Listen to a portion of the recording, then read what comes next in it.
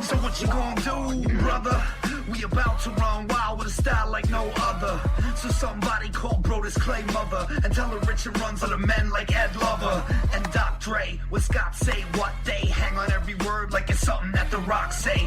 No JR, but they talking wrestling. We bring the noise with the boys, so we Dalton Castling. So masculine, oozing machismo, mutton chop shop, Gran Turismo. No free throws, snarl hoops and heels. It's D-Bron's retirement, give you the super feels. Straight shoot, it's real. Drop a pipe bomb, get ready to bull like The Rock's right arm.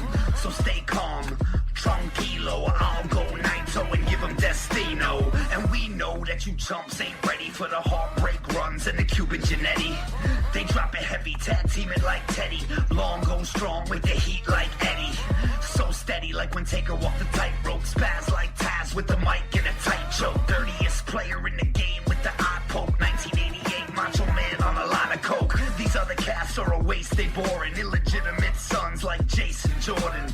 And Richard Runz never give him respect unless they going on air with a broken frickin' neck. So bounce like Papa Pump's pecs. Every time they get down, they bound to catch wreck. Y'all don't know nada, they the Okadas. You're the Washington Generals, they the Globetrotters. A whole lot of podcasts in the scene, but Richard Runz running wild is the cast of your dreams. So it seems these two is too sweet. Bullet Club pulling up with schemes to delete.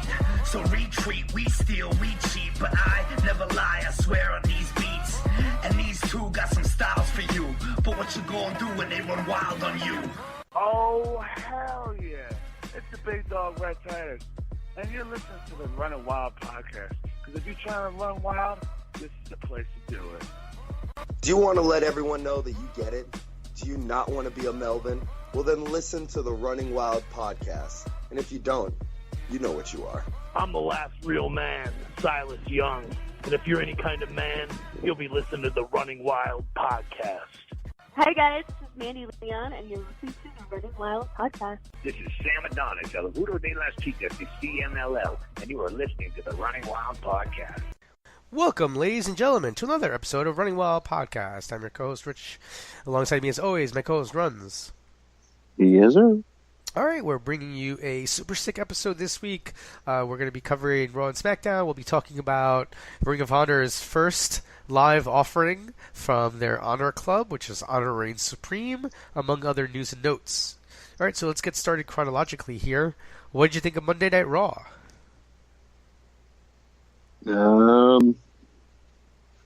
It was okay, I want to say. I don't believe anything really of importance took place aside from the main event, which I like. I'm kicking myself because, like, before the match, were you awake watching this? Not live, no. I had to watch the main event. Okay. A better NyQuil.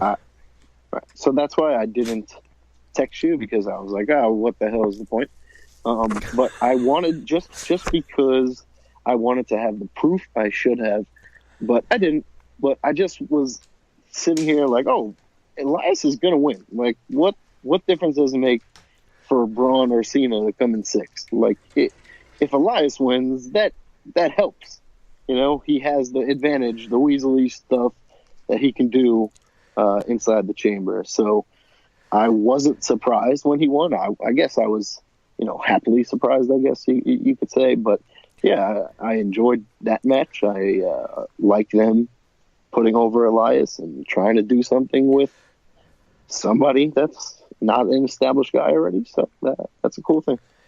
Yeah, no, I'm actually starting to get excited by Raw a little bit more than SmackDown. I mean, Raw always has the knock against it, I guess, that it's a little long, and I feel like as I get more, as I get older, I'm having a harder time, to be honest with you, staying up late every single week. Sometimes I fall out a little bit, but I really like that match. I love what they're doing with Elias. I think he's really good.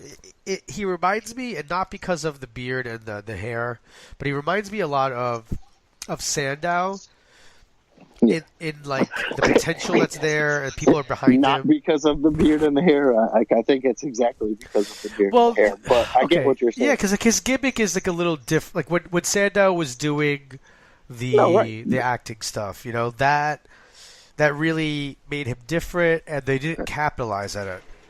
And on what you're saying a little bit, and I don't think Sandow had this.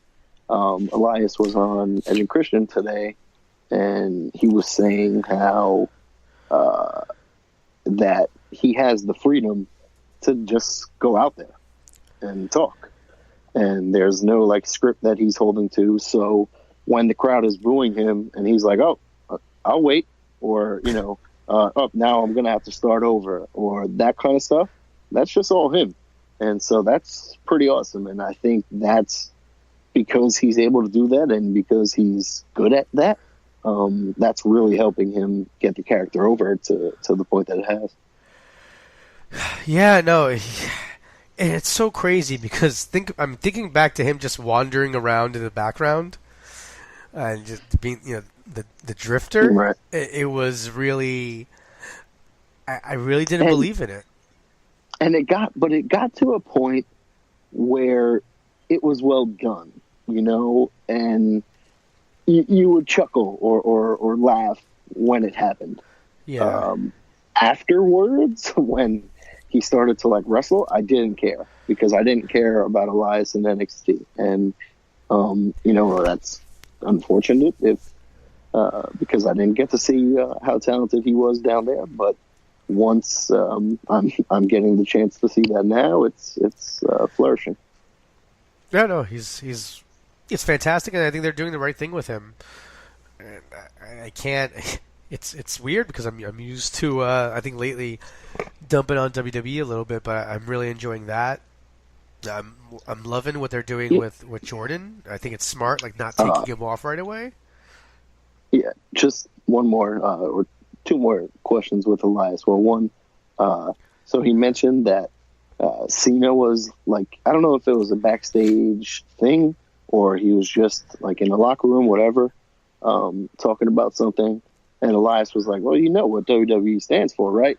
Walk with Elias. And he said, Cena was like, you like, please use that. And then he said he used it, like the next week with Cena in the ring, whatever. And there you go. But so that's pretty cool. But what do you think they do with the IC title? Like, does Miz just hang on to it? I know we've heard this speech from him, time after time of a long reign and all that kind of stuff. But I wouldn't mind seeing, like Elias in some type of match where he walks out with the IC title at Mania. I mean, you could also, I don't know. I'm trying to think. You could easily have like Balor slip into facing off against Miz at Mania for the title. Right. So what if you do that? What if you do Balor, Miz, Elias, whoever else? Maybe you do 6-man and you have the ladder. Something like that. But I think there are a good amount of mid-card guys right now, or the IC title means something to me, at least right now. I've enjoyed the Miz holding it for, I don't know, the majority of the past year, and the stuff with Reigns and whatever. It means a little something. So someone like Elias, someone like Balor, that stuff helps. Miz is amazing. I don't. It's not a knock against the Miz. I just think it's time he gets a shot towards the main event again, and someone else steps up here. Yeah, I mean, Miz is always going to be over. It'll be interesting. I forgot who I was listening to the other day, but they were talking about this idea that the way Total Divas is taped, but then they'll have, they'll have the angles that are currently running on the show of Total Divas, which is taped a couple months in advance, kind of pop up on WWE programming.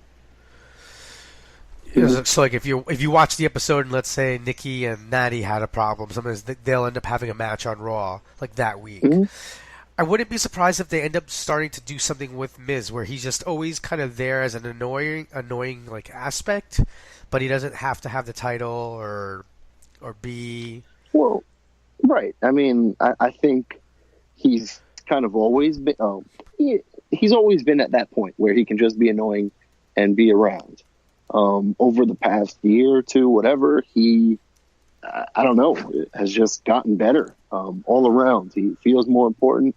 His promos are just, I don't know, feel more crisp. His in-ring work has been good. So, I don't know, he's kicked into another level, and we're all appreciating it. So, he can always have that role, and he can always be the IC guy, and I wouldn't mind, that being his division, and et cetera, et cetera. But I also wouldn't mind seeing him get a run at a title and doing some things. I think he's someone who could benefit greatly from being drafted to SmackDown.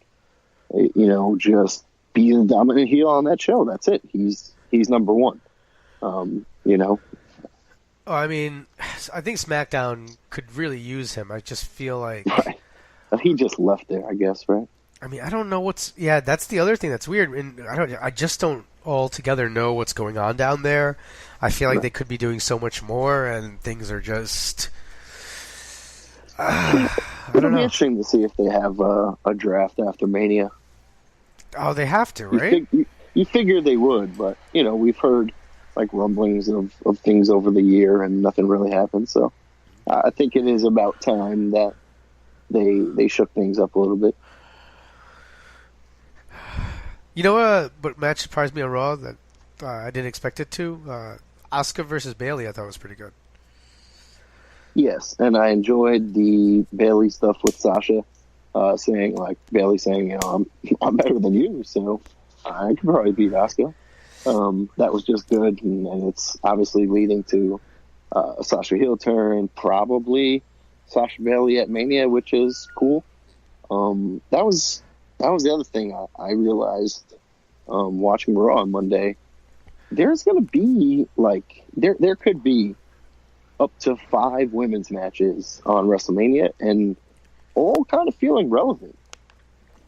Right? Like, you have the 2 title matches, Bayley and Sasha, maybe a Carmella cash-in, or something with that, right? Nia has to do something. So, they've done a great job establishing most of these women. It's kind of crazy. I just wonder. I hope that they'll have time on the main show. It just WrestleMania is 7 hours. Whatever. The pre-show is 6 hours. Okay, great. It's part of WrestleMania. I got whatever. You know what I mean? At this point, they have to fill that time, and I don't know. If you're having a match on that pre-show, it sucks, but it's still, there's going to be at least 1 or 2 of them. There's a Riot Squad. There's Sonya. There's plenty of women that need to do something. Almost too. It's. Yeah, right. That's kind of a crazy problem, right? I mean, it's starting to get to the point where, and then with NXT, you're exhausting the town too. I mean, right? You're gonna have these. I don't think these 4 events in a row really work anymore in the same venue or the same area. Don't you think like they're just exhausting the fan bases in those areas? Like, you're gonna say 7 hours for WrestleMania, NXT, Monday Night Raw, and I know not everybody goes to all 4, but right. I think. Yeah, I mean, somehow it hasn't been bad. It's probably, like you said, because people like us can only take so much in person and whatever, so they don't go to everything. So there are different people at every show, but it is what it is. Fair point. And I guess from Raw, that was really trying to think. That was basically it, really, that I thought that was super important. The Jordan stuff was good. I like how right. He's injured. He's like legit injured, but they're continuing to have him on TV and he can continue to be irritating in that way while he's resting up. I think that's always smart. Granted, some guys benefit greatly when they're taking off TV, and then they come back and everyone gets behind them. I mean, I'm sorry to cut you off a little bit there. Did you miss the promo with Kurt Angle and him? I did a lot of fast forwarding, so there is a shot that I may have missed like it. when they switched Jordan for Roman in the tag match, Yeah. He told Jordan, go home until you're cleared. And that was legit. He had like some type of small neck surgery like 2 days later. So yeah, he won't be around for a little while. But that's a little bit unfortunate because he was coming into a nice little momentum patch. But he'll be back, and people will probably hate him even more. So I hope so. But see, I don't see why he can't just be back next week. Well, yeah. I mean, maybe because he just had neck surgery. So you can't clap inside? You can't be annoying? Well, maybe once he's well enough and it's close by or something like that, he'll be in a neck brace at some shows. Or maybe when he comes back, he'll be in the neck brace. Bob Orton, playing it up, man. And well, yes, but just be there. An actual neck injury. Yeah, I know it's real, but he could still just be around, be on commentary. Look, when Would you like him to fly with herniated discs or whatever? No. I don't want him to do anything. But when Matt Taven, so how can he do anything? It's not you don't want him to fly. You don't want him to move. But he can be on commentary. He can send in video. How? He can just sit there. Oh, you mean fly? How can he get two shows? Hold on, buddy. When you said fly, I imagined off the turnbuckle. So I was like, well, no, they're not going to throw Ladies him, and bro. Gentlemen, not everything is about wrestling. is about. I can't even, fly. That has nothing to do with jumping off the top rope. You should have said we're on a wrestling podcast. Verb. You should have said travel. No. They can get a Lex Express. Travel, he can probably get in a car, but get John Cena and bring him in that freaking bus, man. Hey, maybe the John Cena bus has got to be the best. Man, Natty will be pissed off. She'll probably, be like, isn't the most comfortable. Natty will be like, what the fuck? She's like, Jason Jordan's invited on, and I wasn't invited on? Who, no, wasn't Natty mad that she wasn't invited on the bus or something? I think a couple of them were invited, and then John was like, no, this is my bus. I don't want them on here. He just does amazing stuff like that. But yeah, no, otherwise, I guess because of the Elias stuff, I really thought that Raw worked well. Yeah, it was solid, but nothing else. I'm excited for the Last Chance match next week. Yeah. Balor, Hardy, Wyatt, and Apollo Crews. Mojo? Apollo Crews. Mojo? Oh, okay. Mojo's on SmackDown, yeah. No, it's Apollo Crews. And Apollo Crews. So now, the problem that I had with this entire qualifying was that John Cena fought Finn Balor. If everyone else is going to be important, then okay. But when Apollo Crews is in the match, then somebody else could have fought Finn Balor. You know what I mean? Yeah. We could have switched things up. But as long as Finn Balor qualifies, then that's fine. I think he will, because you got to figure Hardy and Wyatt are facing each other. And please, God, do not put Apollo Crews in this match over Finn Balor. That would be very stupid. So, yeah. It could happen, man. Oh, man. It could happen. No. Listen, okay, how about this? Bronze number 2, all right? No. Apollo's number 1, and Braun destroys him, and then the match gets started when the third guy gets in. Nope. All right. Listen. I don't. Why? Who wants to see Apollo Crews? Nobody. But I'm telling you, it would be effective to see Braun destroy somebody right away. Unless the Revival finds a third person and jumps Finn Balor, then no. Arn Anderson. By the way, yeah. did you see? There was a picture online posted about a week ago. Somebody put up of Arn Anderson when he was like 21, and he looks like he's 44 when he's 21.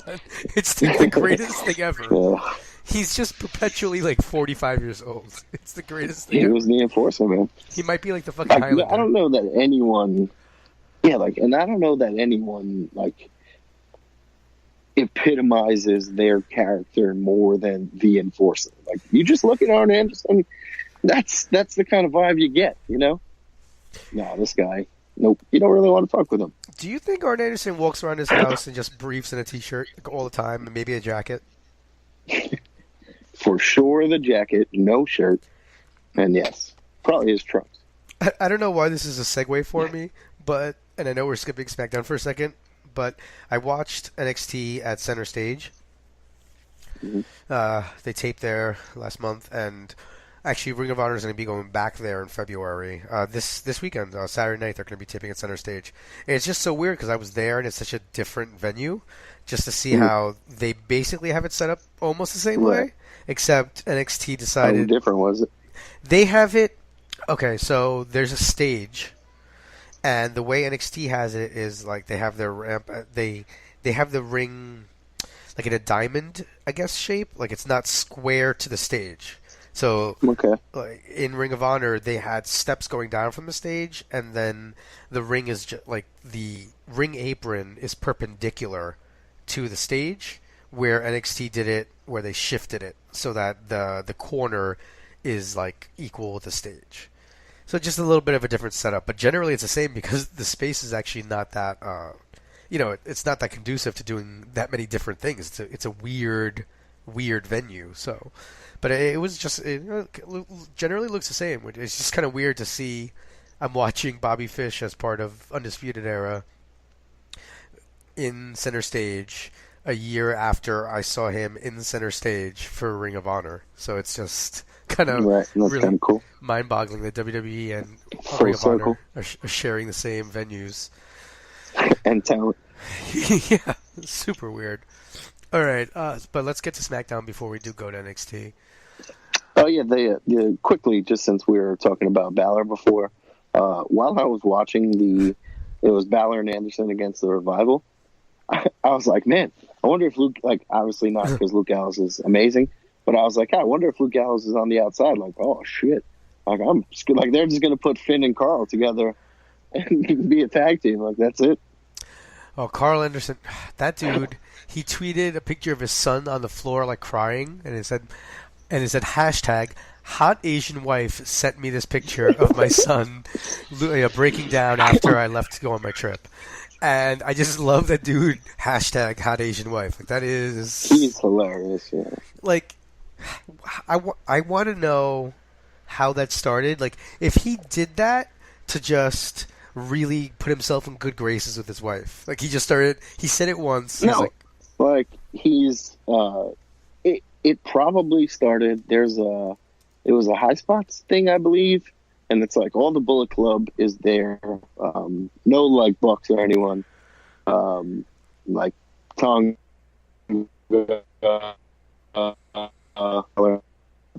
Anderson, Gallows, whatever. A couple other guys. And they're just freaking drinking the whole time. And Gallows' wife is there, and Anderson's wife is there. And he's like, come on, I got my hot Asian wife. My hot Asian wife. Come on. Come here, my hot Asian wife. And like he just keeps saying, he's like, look, they don't believe me that I have my hot Asian wife. Come here. So like it could have started there, or it could have just been a thing he did in person. Maybe he did it in Japan. I don't know, but yeah, for sure it was on there. Oh, it's so great. Just he's so over with his wife. Like he every time he says hot Asian wife on TV, she must just be like, yeah. It's crazy that he's still doing that on WWE. It's hilarious. Like I picture him like sitting at home, and she's like, "Hey, we want to go do the dishes?" And he's like, "Hold on, I'm just tweeting about something."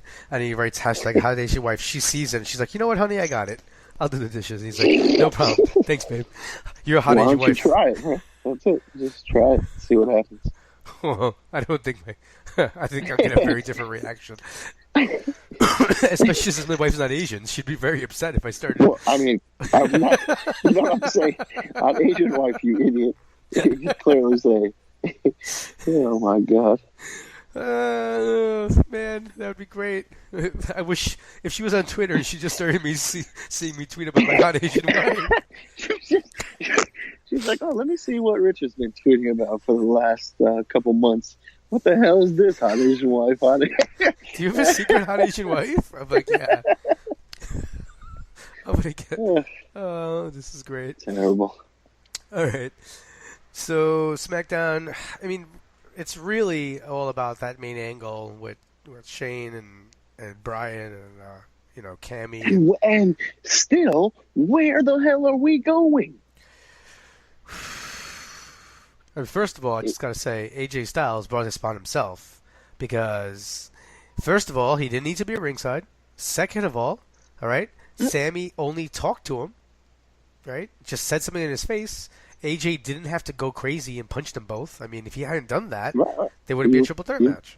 You're preaching to the choir here, I'm completely with you. However, that's fine. But it's going to be a fatal four-way now. With Dolph Ziggler and I believe Baron Corbin having a match on SmackDown to see who joins the match. Why, I don't know. Maybe they'll take the pinfall. But I don't really know, what's going on here. I get Kevin Owens and Sami Zayn not having a problem fighting each other. I hope this doesn't lead to them feuding. It's too early. It's a waste of turning the ultimate babyface Sami Zayn, unless he stays heel and Owens turns face. But I just leave them together for a while. They're not doing anything else. Let them win the tag titles. Let them have a good run. Make them useful. Yeah, I think that if you're going to do their breakup, you need to do a really good build. And I don't think you start it a month before WrestleMania. Oh, I get it. Let them have their Mania match. But, no, not yet.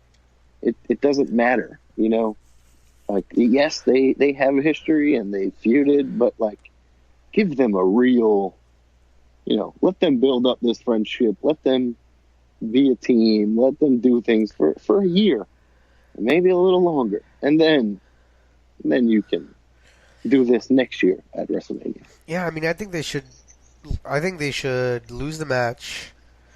I mean, really, I think what you do here, maybe the reason why they're making it a fatal four-way is you have, I guess, so Ziggler take the pin, Corbin loses, and then you let maybe Sami Zayn and Owens go for tag titles. Why not? Right. I could easily see it. And after, I don't know. I guess it happens at Fastlane. The Bludgeon Brothers and the Usos, right? They keep walking past each other. But after that, unless you're calling up the Authors of Pain, then might as well be Owens and Zayn against the Usos. And that's fine. You could have Daniel Bryan back them, and maybe you have Shane back the Usos. I don't know. What is the point of Shane and Daniel having this whole thing? Something has to come of it. Something. Shane took a shot at Daniel Bryan wrestling, right? This week. I don't know, man. Are they gonna pull that trigger? Or are they gonna let him wrestle? I don't want to get my hopes up because it's not something I can ever believe happen. But where the hell else is this going? Yeah, to bring it up, to really mention it is interesting. It feels like when you do that, then you make it that the payoff has to be that he does show up. Right. Otherwise, that's just something everyone can say about Daniel Bryan every single time they're in a promo with him. Well, you can't wrestle. It has to mean something. I mean, it sucks that The Miz isn't on SmackDown to have the match with Bryan. But whatever. The stuff with Shane has been going on long enough.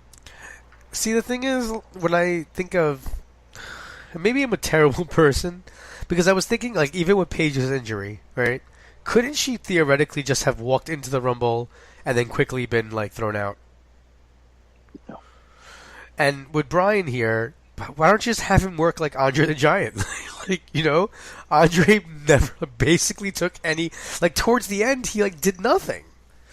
Make it a tag match. And I mean, Bryan has been saying since he got hurt the second time that he was working on a style that would just be like no real risk. So that would be interesting to see what he does. And you know that if he's given that chance, that this is something that he has been dreaming of for the past however many years it's been. So, it would be cool to see, but I'm worried for the man if it happens. He's got to pick the everything I read, everything he says, he's okay, but still. He's got to pick the non-lifting moveset from WWE 2K18 and you'll be fine. Right. Chick Kick and Kelly. God damn it. It's the K2, motherfucker. All right? And yes, those are my finishing moves. What does K stand for? Well, it's Kelly. That's why it's K2, Kelly. Oh, yeah. I mean, it's really more of a rocker dropper, but I don't know what they don't just call it the rocker dropper anymore. It pisses me off. Kelly made it famous. Oh, what did you think about the rankings this week on Superstars on SmackDown? I thought they were bullshit. Here I was like, oh, maybe this is a real thing, and no, it was not a real thing. It couldn't have been a real thing, right? I mean, Naomi... Rusev was not on the top 10. If Rusev is the man, he should be on the top 10. Everyone in the locker room loves that guy. But then you don't put Ty Dillinger number 10, so that's... They're obviously just going to stick with that. I love that Naomi can go home and look at her husband and be like, yo, I'm higher than you on the rankings for SmackDown Live. Which is... I mean, they're the tag team champions. How is she ranked higher? And I get Charlotte and AJ being number 1 and number 2. They're the champs. Okay. Like, maybe everyone would do that. That's smart. But they didn't put, like, people... It was straight just storyline. Like, it was... Like, oh, come on, guys. Yeah, well, I mean, that's kind of to be expected. I didn't think it was going to be any more than that, to be honest with you. So, you figure it is what it is. And that was... I mean, like, how do you say we're going to have the superstars vote? And then, like, if you're a superstar, wouldn't you be like, hey, what the hell? No, we didn't actually vote. I don't know. So, like, if it's possible, I guess, that those are the rankings, but I don't believe them. Yeah, me neither. And then Rusev lost to Rude, which great match. It was a great match. Yeah, and now we're gonna get a triple threat with Orton, I guess. He laid both of them out with RKO's. Yeah, I guess a triple threat. He attacked Rude, so that was the one that I was figuring, just him and Orton. But I don't know. Yeah, I'm not really super excited about Randy Orton at this point anymore. He's kind of Kane level for me, where I'm just like, And same thing like when Big Show was like, there was sometimes with Big Show after a while, you're just like, I've seen you do so many different things that I just don't know if there's anything for you to do that will interest me. All right, you want to move on to 205 Live? Joe and Kane were Big Show and Kane were giants who just eventually became whatever. Like, they couldn't really move as well. They weren't as likable, etc. But Randy Orton is still extremely popular. He still is good in the ring. I don't mind. I didn't mind the RKO out of nowhere. I don't mind when he just pops in and does stuff like that. He's been losing matches. He hasn't been just beating everyone. So I haven't minded Randy Orton in a while. I really hate that hoodie with no sleeves. But whatever. Did you get a chance to see 205 Live? Yes, sir. I thought Dorada Kalisto was really good. No, it was not good. What? I thought Dorado had a real chance of winning here. And no shot. Wait, go ahead, please. Go ahead. Give me your logic here. The two, I mean, because either way, the guys are basically equal. Why not give Dorado a chance? The guys are equal? In the ring, It was Kalisto against Lince Dorado. yeah. I mean, in the ring, they're equal. Names alone. Okay, name. No. Name is not equal, but I mean... Lince Dorado was not not that good to me here. I don't know. And I really like that match, and hoping to sell the Lince Dorado mask soon on at the 205 Live tours that we're going to keep going to. Yeah, I mean, maybe. This match, for me, was just kind of whatever. Nobody in the crowd cared. So that affected my caring, for sure. But I don't know. Well, all right. Well, then we got a video package for Andrews coming to 205 Live, which I think is pretty cool. I mean, so, what? Go ahead. Finish your thought. Just that thing. I think it's cool that they're bringing in more guys. You know, the UK guys, they're never going to get that UK show, so bring them on to 205 Live because most of them are under 205. I think it makes sense, and it's a good use, and I'm excited about that show. Right. And now, what I was going to say was, in watching the last 2 weeks, they have been the first 2 weeks that I've watched. I was like, wow, 205 Live is pretty good. And then I saw the news this week that came out that said, oh, the last 2 weeks Triple H has taken back over 205 Live, and now it's back to what it was supposed to be after the Cruiserweight Classic, which was basically just a continuation of the Cruiserweight Classic, and how that was presented and how those guys were presented, and not just characters, which was a Vince call. So seeing those videos for the guys like Andrews and the promos and the stuff they're doing is phenomenal. And that's why we loved the Cruiserweight Classic. That's why we enjoyed that so much. And now, obviously, there's a tournament to crown the champion at Mania, and that's going to get people interested. But they're doing it with the characters, and they're telling the stories in the ring. Tommy versus Strong was amazing. It was really excellent. Kenta? No, Hideo Tommy. Oh, did you see what happened during the match? Roderick Strong No. He's going to yell at Tommy, and he's like, Kenta! Itami! That's awesome. Like, clips are going around. It was really excellent. I know that was a really good match too. I mean, I'm obviously excited to see Strong go over. I'm more of a fan of his work than I am of Tommy's work. Not that Tommy's not good, but I just have a personal liking for Roderick Strong. So I'm really liking it. And listen, give me a 52-minute show. I love it. It was great. And this was my other thing. The same thing with Balor and Cena. Why are Tommy and Strong fighting in the first round? If Tommy could have beat Kalisto and Strong could have beat Dorado, right? Okay, cool. And then they could have fought in the second round. But, I get it. Like Kalisto, Roddy, I don't know. Andrews is fighting who? You have the advancing so far are TJP. Right, and TJP, right. Yeah, next week, so it's TJP, Cedric, Kalisto, and Strong advanced. Next week you have Andrews versus Tozawa and Nice versus Gulak. That means that it'll be 6 guys. Because so 2 more guys. We'll need. I wonder who wins either of those matches. That's kind of cool. I don't really have a feel for which way they go with either of those. I would say Andrews but Tozawa wins. could win, and so could Andrews. I'd say Andrews wins because he's debuting. Champ. Yeah, but, I mean, whatever. He could debut and lose. But, yeah, that could easily happen. And then Gulak and Nice is, I like the way that Rockstar Spud set that up this week, and he continued to have a strong performance as the GM, and just when he talks and makes faces, I laugh. So it's because he's British. It's that, and it's the way, like, his mouth. Do you see it? Yeah. Like, it's hilarious, the stuff he does. So, definitely enjoyable, and it adds an element to 205 Live that, wasn't there. So, definitely enjoying the Triple H view of 205 Live. # small guy revolution.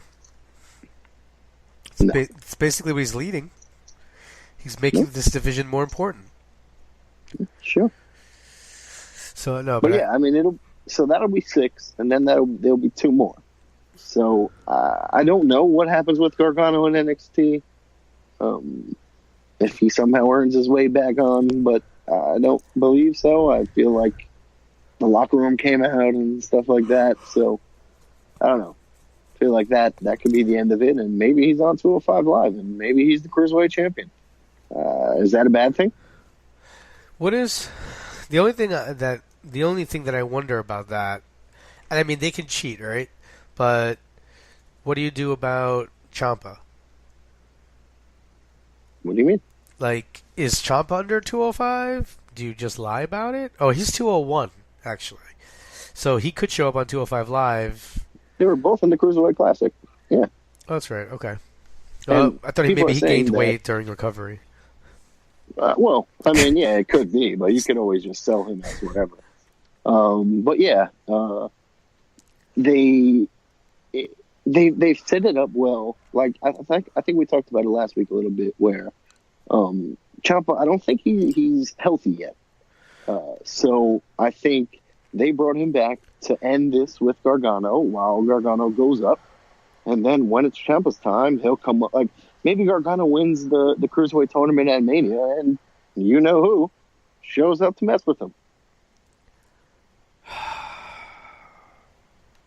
You know, like they can do anything, so that's perfectly fine, and I'll enjoy that. Ciampa, Roddy, Itami, Gargano, eventually Ricochet. That's a show I want to watch. That's a show I want to go to. Yeah, no, those are matches I want to see on Raw. That essentially means, yeah. Well, I guess yeah. You can, if it wasn't on Raw, you could just start watching 205 Live and NXT at this point. Right, and I mean they're doing so much and so many good things with the women, with NXT. Not so much with the main roster, and I guess that's kind of like it's kind of funny, right? That if you look at the things that Triple H controls, the women in NXT, they are far different and superior to Raw and SmackDown. And that's kind of crazy. Don't let Statwife hear you say that, because she's convinced it's all about Stephanie. Well, Stephanie and Triple H are working on the women together, but Vince even acknowledged that in the conference call this week. Oh, he did? But, yeah. Oh. And I mean, it's just, like, look at 205 Live. Just look at 3 weeks ago and then watch 2 weeks ago. Like, or whatever, look at a month ago and then watch 2 weeks ago. It's a drastically different show. And, like, it's significantly better in a short amount of time. And yes, Triple H knows these guys. He's worked with them, yada, yada, yada. But, they have a very different vision right now. And one is working, one not as much. I mean, you know what I think it's coming down to, personally? I think we're going to get to a point, maybe not this year, but maybe next year, 2 years, where it's just going to be like Raw and SmackDown are for a certain audience, and NXT and 205 Live are for a certain audience, and they don't have to cross. Well, it already is. Like, they have to cross because they're all the same company. But, like, they already are their own sort of thing. NXT and to a lesser extent right now, but maybe down the line 205 Live, they draw the more wrestling-based fan. And the guys who know Roderick Strong and these guys from other companies. So people like that go to these and NXT, etc. But those people don't go to Raw and SmackDown. There's a lot of kids. It's a family show, and while NXT and 205 are also the same umbrella, they're presented as a whole different type of PG show. Yeah, I mean, maybe I'm just trying to get us to transition to watching 2 hours of WWE a week next year in 2019. for our 200th episode, and we'll be like, all right, this is the exclusive 205 Live and NXT podcast. It just seems like it's going that way, because at a certain point, when they have this much good programming, and listen, if you want to watch other things in life, like, it's got to get to a point where you can't watch 7 hours of WWE every single week. Right? Right. You know, that's all I'm saying. Like, and who watches Main Event? What channel is it on? Where is that? Is that just on the network? I don't even... Why do they make Main Event? You have to pardon me right now, because I'm watching No Way Out from, I don't know, 09, 08, one of these years. And as if this wasn't already bad enough, it's a mixed, I don't know, tag match with Boogeyman and Little Boogeyman against Finlay and Hornswoggle. And Little Boogeyman got hit with the club, got the pin. It's a shillelagh, bro. Okay. And then that's not important right now. Then the Big Boogeyman came in the ring, chewing worms, took the worms out of his mouth, and put them into the Little Boogeyman's mouth, who then proceeded to chew them. Did he get power? Okay. Did he get power from it? Like, did he Hulk up? No, it's not okay. That's disturbing. But I would just hope that he would Hulk up after that. Nope. I mean, it's like swapping gum when you're making out, but you know, it's worms. And a grown man and a little person. By the way, they're both grown men. But anyway, speaking of watching old wrestling, I just gotta say, jump in, make sure you follow me on Twitter on Rich_LACONI, hashtag, I'm the only person who has this, hashtag rewatch, Project Rewatch Mania, rewatching all of them and tweeting about them. And I still gotta say, my favorite promo, really one of my favorite promos of all time, is Special Delivery Jones before he goes out and loses. It's gonna be amazing. Yes, it's gonna be epic. This is the biggest match of my career. This is amazing. I'm so excited. This is happening. And then he goes out and loses to King Kong Bundy. Like, I just love that guy's work. Yo, who's going over? King Kong in 9 seconds. All right, hold on. Go cut my promo. Like that to me that's a team player, man. Like, that dude. You know, that's like when you used to tell me, just go down the sideline. I'm not throwing you the ball. Just run like you're going to catch it. And I was super hyped to just do it. They just told SD Jones he was going to be at Mania, and he was like, yo, you know what? I don't win or lose. I'm actually really happy. And if I guess that's the way to look at it. Like, yes, that really was the biggest match and moment of his career. He made it. He was on WrestleMania. It was important. Like, if he may have lost in 9 seconds, but he believed. I've never. Maybe they said, go out there and try to win. And King Kong Bundy just beat him in 9 seconds. That would take away from it from me, because I need to know that he knew he was going to lose miserably and still cut that great promo. And I'm telling you, I've never done it, but I'm sure that if you Googled or if you searched in WWE Network Special Delivery Jones, that's got to be the top hit. Like, there's no other matches that people are like, the SD Jones collection. That would be great. The SD Jones collection. I wonder it's like 3 if that's minutes the long. thing. It's 3 minutes long. All right, and then I guess we should talk about the Honor Reigns Supreme card. Yeah, sure. All right. So, what did you? I thought first of all, it was really cool. I'm excited about HonorClub. I think they've set it up so that you buying the yearly subscription, I think, is the only way to go. Like, essentially, like, if you're a regular member with a certain, I think it's like $70. And I'm pretty sure I'm a ringside member, so I'm pretty sure it's like free for me until my shit runs out. Yeah, you get grandfathered in, and then at some point you'll have to make the decision to go higher and get the package where you pay for all the pay-per-views in one shot. Yeah, you got it. Yeah, it's a no-brainer. I mean, even if they're not producing like that extra content that we get from WWE, in terms of the network. But I think they will. Yeah? I don't... You have guys on your roster that do it already, and I get it. You're not going to have being the elite necessarily on... maybe you do. but you can just throw stuff like that out there, and all the pre-tapes that they have, and all of that sort of thing. I think they can do, and you can do a ride along and just have these guys film themselves. For the most part, they know what they're doing at this point. Yeah, it's gonna be really exciting, to be honest with you. I mean, I'm not sure how much of their library is gonna come out right away, but I think it'll be fantastic for them to start putting that content up and being able to see it in an easier way. I mean, I have some of it, and, stored away and stuff like that. I read something where they mentioned like how much other stuff would be up there right away. Well, can't remember. If they put up like all the VODs that they have available now, because essentially they only have VODs back for like 2 years or so. Like once you start getting to like the older, not even that old, but once you get started, in some years they only have like 1 or 2 available. So I don't know if they're going to have to they have different video formats that they're going to have to convert, so that could take some time. But they still have a good amount of stuff up there.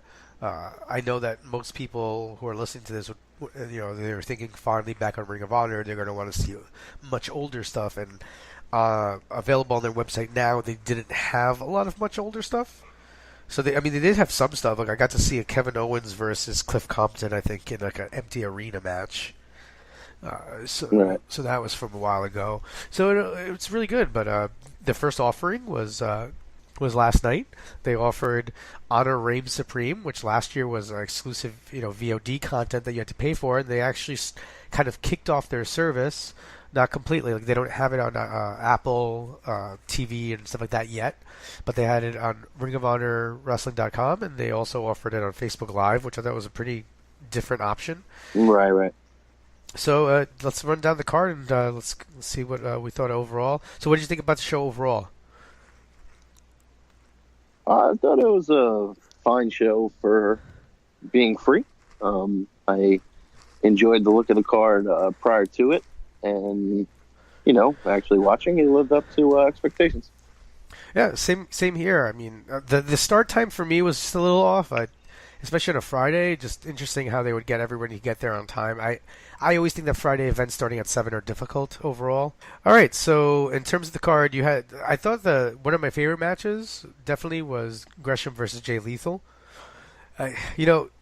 They say that Jay Lethal is like the gatekeeper, but he almost is kind of the measuring stick when it comes to Ring of Honor. And I think even if you're an old school fan of the company, he's that guy right now that, if you can perform well against him, I think you can perform well against anybody. And I think they showed that when Martinez ended up beating him in the tournament. I'm sorry, I'm blanking out of the name of the tournament right now.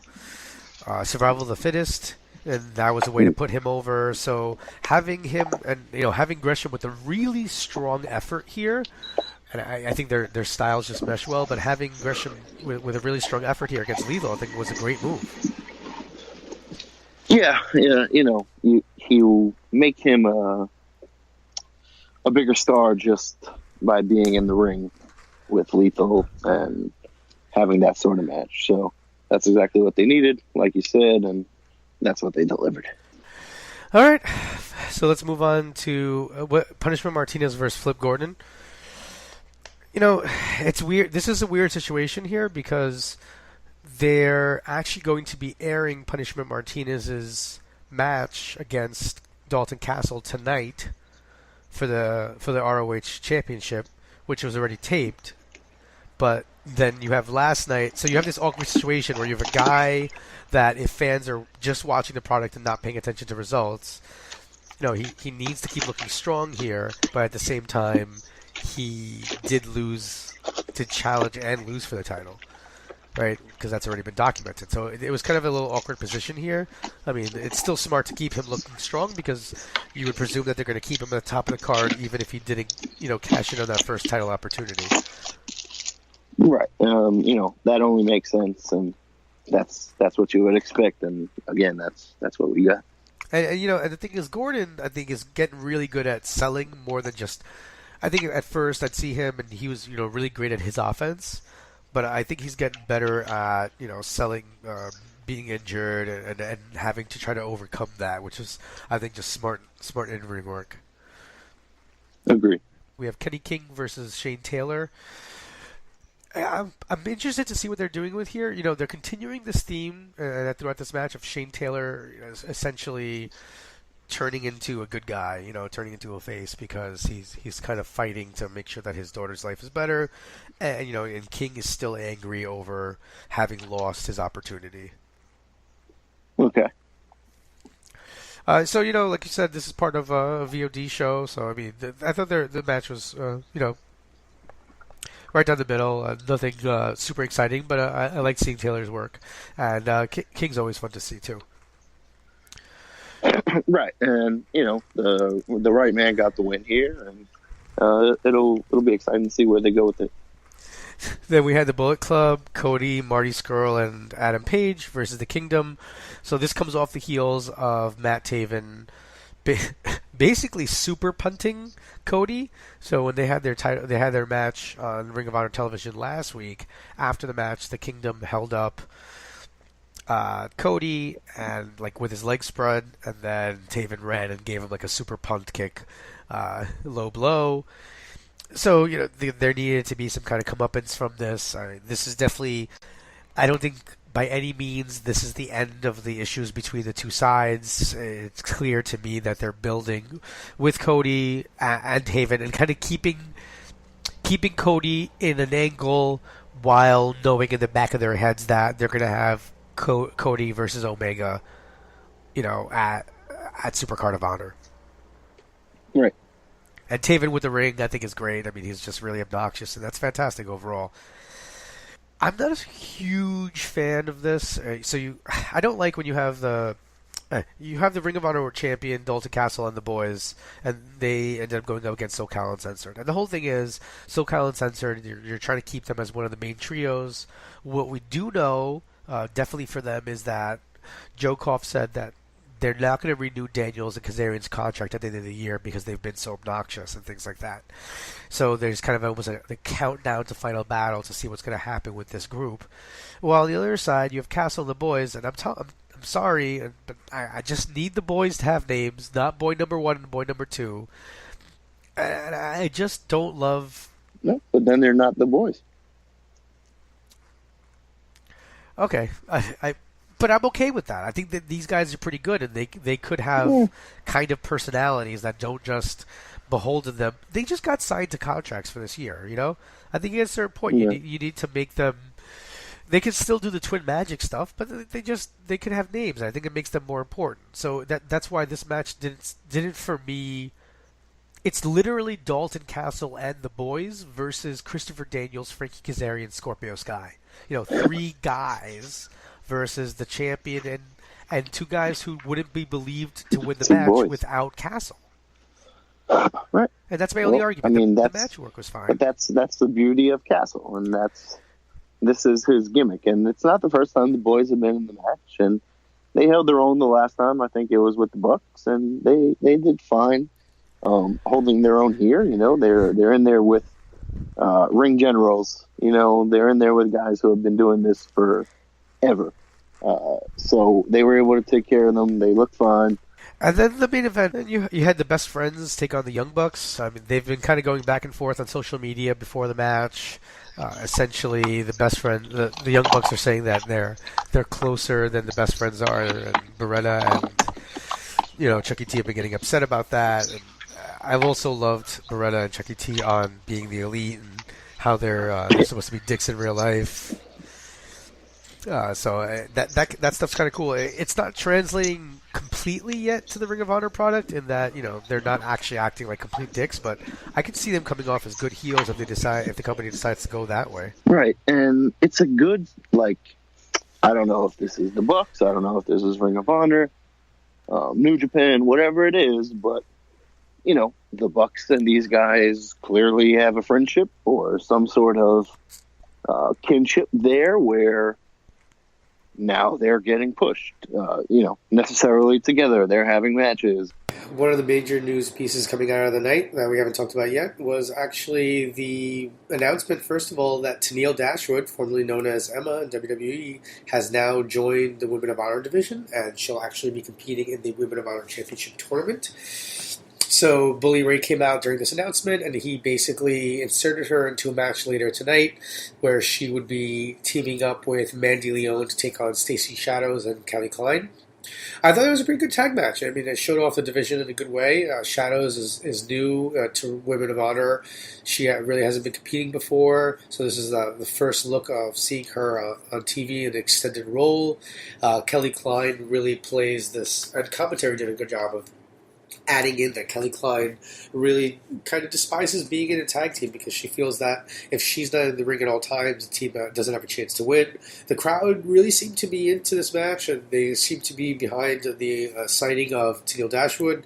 So definitely adding star power to the roster, and really just, I think, a pretty good match for Women of Honor to be featured on this live show.